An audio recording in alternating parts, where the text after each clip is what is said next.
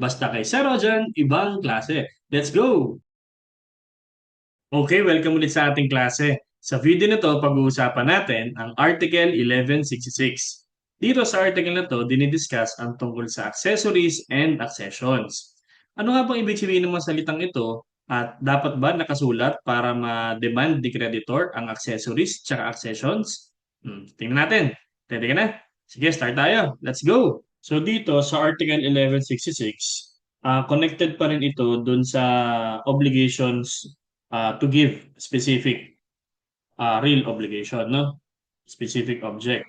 So still, this is about connected dun sa ating specific real obligation. Kasi real obligation is obligation to give, tapos specific, that is determinate. Ngayon, sinasabi dito sa article na to, kapag ang isang debtor ay may obligasyon na ibigay ang isang specific na object, kasama rin dapat sa ibibigay niya ang accessions at saka accessories. Kahit na hindi siya nakamention sa usapan nila. Okay? Even though they may not have been mentioned. So ano ibig sabihin nun? Kahit na hindi yun expressly nakastipulate sa kanilang kasunduan, given na siyang isasama sa ibibigay ni debtor. Ano nga ba ibig sabihin ng accessions? So, accessions, yan. So, what are accessions? Sabi sa Article 440 ng Civil Code, okay, it signifies all of those things which are produced by the thing, which is the object of the obligation, as well as all of those which are naturally or artificially attached thereto. So, ito yung attached, naturally, or artificially to the object of the obligation.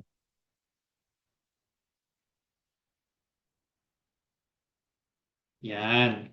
So sabi daw ulit, yan yung lahat ng bagay na napoproduce ng object na naturally, artificially naka-attach sa kanya. Parang dito na rin papasok yung ano yung mga yung mga damo, yan, yung mga natural na napoproduce ng object. Halimbawa is yung ang object may lupa. So, yung mga natural na napoproduce ng lupa na yon, edi that's part of the accessions. Hindi siya kailangang bunutin kasi sasabihin ni debtor, hindi naman siya kasama sa usapan natin. Ang sabi lang, lupa. Eh dahil ang mga grass ay accessions yan, including fruits of the thing, okay? Mga natural fruits, yan. Kasama na rin yan, yung mga fruits of the thing. So lahat ng klase ng fruits, mapa-natural, mapa-civil, or mapa-industrial. So those are accessions. So kasama na yan sa ibibigay din dapat ni debtor. Okay? Ano pang example ng mga accessions? Halimbawa, si partner sumali sa isang partnership. So given na yung profit, part yun na dapat ibigay sa contract of partnership. What else? O yung halimbawa ay bibili ka ng cellphone, parang lahat naman ng cellphone na nabibili mo may kasamang charger o kaya earphone. 'Di ba? Pag nabili ka ng brand new na cellphone, may kasamang earphone palagi. Accessions yon. Hindi pwedeng sabihin ni seller na, ay, cellphone lang naman pong binibili niyo, kukunin ko muna yung earphone sa. Hindi na yon. Kasi ang, kahit na hindi siya naka-mention, kasama na dapat sa ibibigay yon. Okay? Yun yung accessions. Ano pa? Yung pag bumibili kang charge ng laptop, okay? Kasama na yung charger dapat dun sa laptop na ibibigay. Okay? So, marami pang example natin ng mga accessions. Ano naman yung mga accessories? Yan. Ito namang mga accessories, ito naman yung mga things which have for their object the embellishment, use, or preservation of another thing which is more important and to which they are not incorporated or attached. So, hindi to attach, not attach, or incorporated to the object. Pero mahalaga siya sa object na ibibigay ni obligation. So in other words, ang accessories, sila yung mga hindi naka-attached or hindi incorporated naturally or artificially sa object unlike accessions. Pero mahalaga ang papel niya para ma-preserve or magamit mo yung object ng obligation. Halimbawa, sulat ko muna, necessary or convenient. Okay? For the use, perfection, or preservation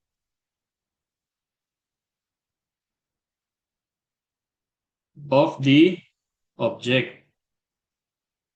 Halimbawa, pumili ka ng bagong sasakyan.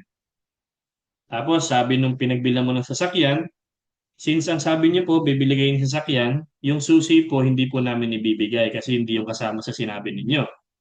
Hindi pwede. Kasi pag wala yung susi, hindi mo magagamit yung sasakyan. So yung susi, hindi siya naturally naka-attached or artificially naka-attach dun sa sasakyan, pero hindi mo magagamit yung sasakyan. Okay? So, necessary yung susi, convenient yung susi para magamit mo, ma-preserve mo yung object of obligation. So, that is accessories.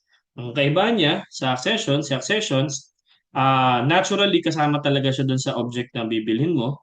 Okay? Na binigay sa'yo. Halimbawa yung laptop, magagamit mo naman siya, pero kailangan mo ng charger. So, naka-attach siya artificially. Okay? Ano pa ba? Yung earphone nga. Yung earphone, ang cellphone, kasama na rin yun. Pati yung profit ng partnership.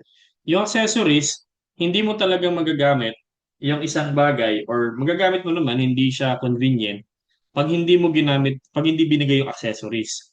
Pero hindi siya naka-attach or incorporated. So, separate object sila, pero yung accessory is important to use or to perfect or to preserve the another object. Okay? Yan. So, meron tayong rule na sinusunod sa Article 1166, pero this is not absolute kasi generally lang, no? Generally or general rule, ang accessory follows the principal. So, accessories follows the principal. So, halimbawa, yung sasakyan, yun yung principal. Tapos yung susi, yun yung accessory. So, pag binigay yung sasakyan, pati susi dapat kasama. So, kasama na rin dyan yung mga accessions. Okay? Pero again, hindi yan absolute. Okay? May exception tayo sa general rule. Kung kayang patunayan na magkaibang bagay, yung accessory tsaka principal, at magkaibang may-ari nun, okay? Hindi pwedeng gamitin yung accessory follows the principal. So, if can be proven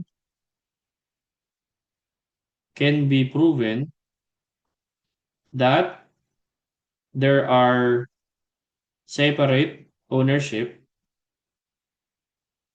separate ownership of accessory and principal. Kasi halimbawa, so magkaiba yun, hindi pwedeng gamitin yung general rule. Halimbawa, lupa.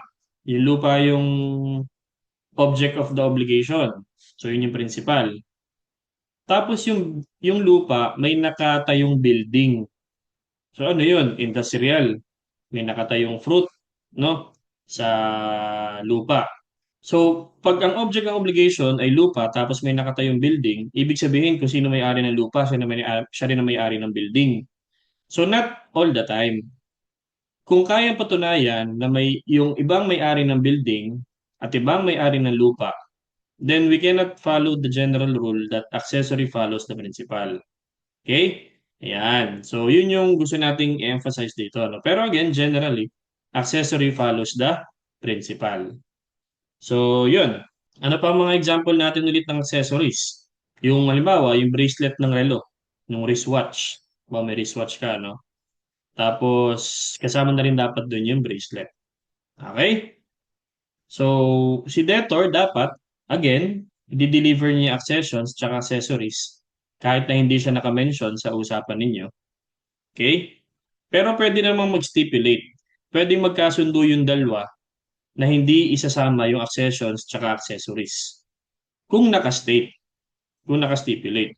So, if the problem is silent, okay? Pag walang napagkasunduan, kasama dapat ang accessions tsaka accessories. Pag napagkasunduan na hindi, edi hindi. Okay? So, if silent, if no stipulation included, if there is stipulation that accessions and accessories are not included, then are not included, then